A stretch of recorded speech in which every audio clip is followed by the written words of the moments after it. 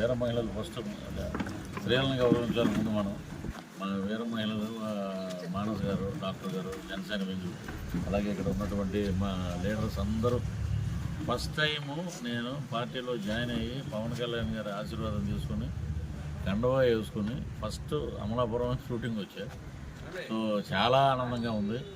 So ఎందుకంటే తిరుపతి వెంకటేశ్వర స్వామి దర్శనం చేసుకున్నప్పుడు ఎంత అనుభూతి పొందుతామో ఆయన ఆయనతో కూర్చొని మాట్లాడినప్పుడు అంతకన్నా ఎక్కువ అనుభూతి పొందాను.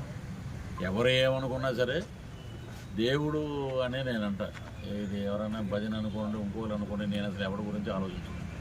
ఒకటే ఒక నాయకుడికి ఉన్న లక్షణాలు ఉన్న ఏకైక వ్యక్తి ఎవరంటే పవన్ కళ్యాణ్ గారు.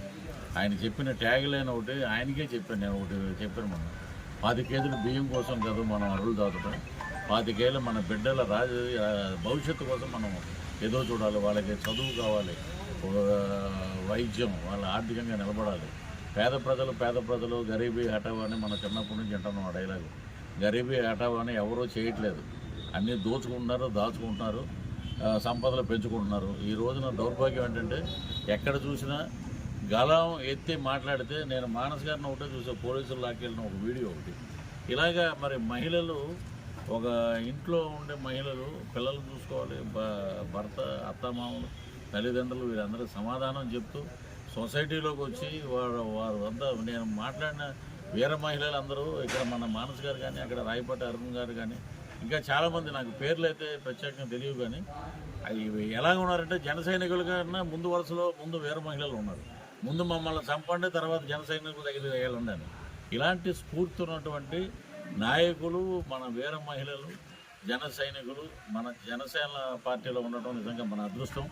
పవన్ కళ్యాణ్ గారు ఇప్పుడు అప్పట్లో మన రామసేతు నిర్మిద్దాం అని చెప్పంగానే వానరమోగ ఎలాగ ఆయన వెనకాల తోడున్నారో అంతకన్నా బలంగా మా జన సైనికులు, వీర మహిళలు ఉన్నారని ఈ సందర్భంగా తెలియజేస్తున్నాం. ఇక్కడ ఈస్ట్ గోదావరిలో చొల్లంగిలో నేను పుట్టాను, పెరిగిందంతా తాడేపల్లిగూడెం, వెస్ట్ గోదావరిలో. 2 జిల్లాలకి వారధి మా అమలాపురం. ఈ అమలాపురం జిల్లాలో ఫస్ట్ టైం జిల్లా అయిన సందర్భంగా జన సైనికుల్ని అద్భుతమైన మెజార్టీతోటి మనం గెలిపించుకోవాలి. అది మన బాధ్యత. మొత్తం జై జనసేన.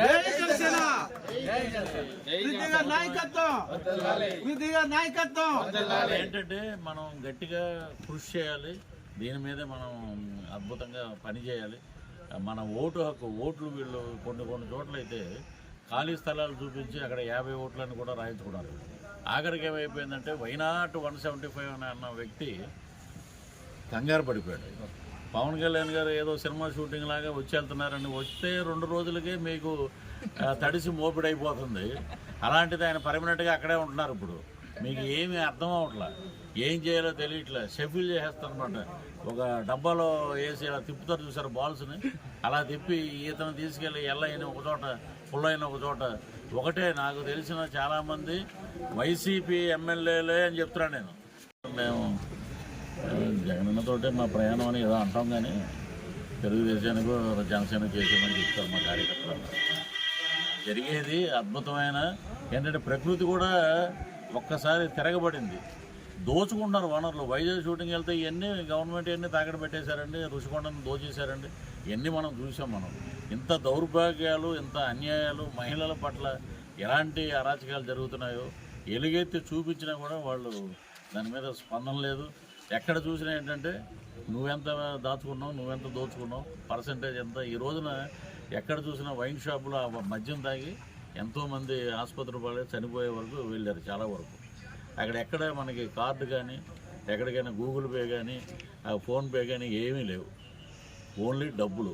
ఆ డబ్బులన్నీ దేనికి చేస్తారు? వైన్ షాపుల్లో డంప్ చేసి పెడతారు అనమాట, రేపు ఎలక్షన్లో పంచడానికి. ఇదంతా మన కార్యకర్తలంతా గమనిస్తూనే ఉన్నారు. కూటమి తోటి మనం కలిసాం. 2 జెండాల కలయిక ఈ రాష్ట్రంలో శాంతికి, 2 జెండాల కలయిక ఈ రాష్ట్రంలో సంక్షేమానికి, 2 జెండాల కలయిక ఈ రాష్ట్రంలో ఉన్న మహిళల భద్రతకి, రైతులకి, కుల మతాలకు అతీతంగా జనసేన, తెలుగుదేశం పార్టీ కలిసి 2 జెండాలు అలా రావటం అనేది నిజంగా ఒక శుభ పరిణామం. దీన్ని ఎలాగంటే పోయినసారి రిజల్ట్ చూసి వాళ్ళు ఏదో మురిసిపోతున్నారు, వైనాట్ 175 అని. ఈసారి 175 పక్కన 5 తీసేస్తే 17 మిగులుతాయి. ఇది వాస్తవం. ప్లస్ ఇంకొకటి మనకు వచ్చే స్థానాలు చాలా చోట్ల అమ్మ పథకాలు ఇస్తున్నారు కదా. నేను ప్రతి విలేజ్లో అడుగుతున్నాను షూటింగ్ వెళ్ళినప్పుడు, పథకాలు ఇస్తున్నారు. శ్రీకాకుళం నుంచి మొన్న వెళ్ళొచ్చాం షూటింగ్ వెళ్తే, ఏటి బాబు ఏం పథకాలు ఇస్తున్నారు, అల్లది ఇలా ఇస్తున్నారు, ఇలా తీసుకెళ్ళిపోతున్నారు అన్నారు. మహిళలు ఏంటంటే ఒకటే ముక్త కంఠంతో పవర్ స్టార్ పవన్ కళ్యాణ్ గారు ఆయన పేద ప్రజల కోసం పుట్టిన వ్యక్తి, రూపాయి ఆశించకుండా ఆయన డబ్బుల కోసం ఆశించే వ్యక్తి అయితే ఎన్నో యాడ్లు ఆయన కాలం ముందు ఉన్నాయి. 100 కోట్ల సంపాదన. ఒక యాడ్ చేస్తే ఆయనకి ఎంత వస్తుందో మన అందరికీ తెలిసిందే. కానీ ఆయనకు వచ్చిన డబ్బుల్లో ప్రతి కౌలు రైతు, చనిపోయిన కౌలు రైతుకి ₹1,00,000 ఇచ్చింది మన అందరం చూసాం. ఇప్పుడు వీళ్ళు ఏం మాట్లాడాడంటే, ఒక అతను అంబటి రాంబాబు, మీకు తెలిసే ఉంటుంది, శ్యాంబాబు, అంబటి రాంబాబు. అతను ఏంటంటే సంక్రాంతికి గంగిరెద్దు వాళ్ళు వస్తారు చూసారు, అలాగే మన సంక్రాంతి భోగి పండుగలు వేసుకున్నప్పుడు ఈసారి మనం పిలవచ్చు. మన గవర్నమెంట్ వచ్చాక సరదాగా వారిని పిలిచి ఒక డ్యాన్స్ వేయించవచ్చు. ఏదో మన గతంలో మినిస్టర్ కదా పాపం, ₹1,00,000 కూడా మనం రెమ్యునరేషన్ ఇవ్వచ్చు ఆయనకి. గంగిరెద్దుల వాళ్ళకి ఇచ్చే రోజులు పాపం వీళ్ళని కూడా అంబటి రాంబాబు గారికి ఇద్దాం. మీరు నోటమ్మట ఎప్పుడైనా సరే పవన్ కళ్యాణ్ గారిని మాట్లాడంటే ఒకటే, 3 పెళ్ళిళ్ళు 2 చోట్ల ఓడిపోయాడు, 3 పెళ్ళిళ్ళు 2 చోట్ల ఓడిపోయారు. ఏమైనా పవన్ కళ్యాణ్ గారు 3 పెళ్ళిళ్ళు చేసుకుంటే పోలవరం అయిపోయిందా? లేకపోతే 2 చోట్ల ఓడిపోతే అమలాపురంలో రోడ్లు అయిపోయినాయి. ఎక్కడే అలాగే ఉన్నాయి. మీరు అదొకటి తెలుసుకోండి. 4.5 సంవత్సరాల్లో మీరు ఏం చేశారనేది ఒకసారి గుర్తుపెట్టుకోండి. మీకు అయిపోయిన చరిత్ర. ఇప్పుడు ఆవిడేం మాట్లాడింది, ఒక దరిద్రుడు జైలుకి వెళ్తే ఇంకో దరిద్రుడు సపోర్ట్ చేశారన్న మాట రోజా గారు. మేము అసలు కార్యకర్తలుగా ఎవ్వరూ క్షమించరు ఆ మాటని. దానికి తగు సమాధానం మీకు త్వరలోనే వస్తుంది. మీరు మా జనసేన అధ్యక్షుడు పవన్ కళ్యాణ్ గారు విశాఖపట్నం వస్తే ఆ కార్యకర్తలకు ఎయిర్పోర్ట్లో మీరు ఎలా చూపించారు? దీన్ని ఏమంటారు?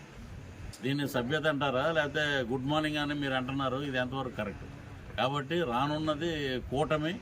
సో 136 స్థానాలు, 21 ఎంపీ స్థానాల్లో అద్భుతమైన విజయాన్ని సాధించి ఇదే అమలాపురం నుంచి మా ప్రచారం మొదలు పెడతాం.